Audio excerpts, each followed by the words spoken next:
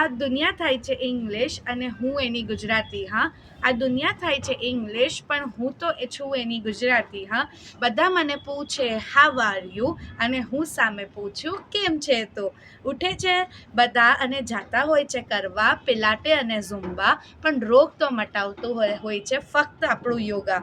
કામે જાતા હોય છે બધા આવજે ડાર્લિંગ કહેતા, પણ ભૂલી જતા હોય છે બધા ઘરની લાગણી સમજતા.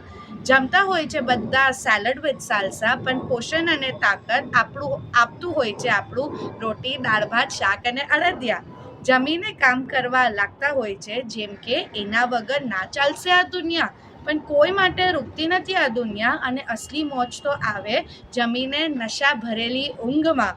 સાંજે જોતા હોય છે રીલ ફોનમાં, પણ ભૂલી ગયા છે બધા ઓટલે એક હારે બેસીને હસતા. રાતના આવતા હોય છે આપણે ઘરે ફેન્સી ખાવા, પણ સંતોષ તો દેતું હોય છે આપણું થેપલા ઢોકળા અને ચા. રાતના લેતા હોય છે એસીની હવા, પણ ક્યાં ગઈ આપણી શુદ્ધ હવા.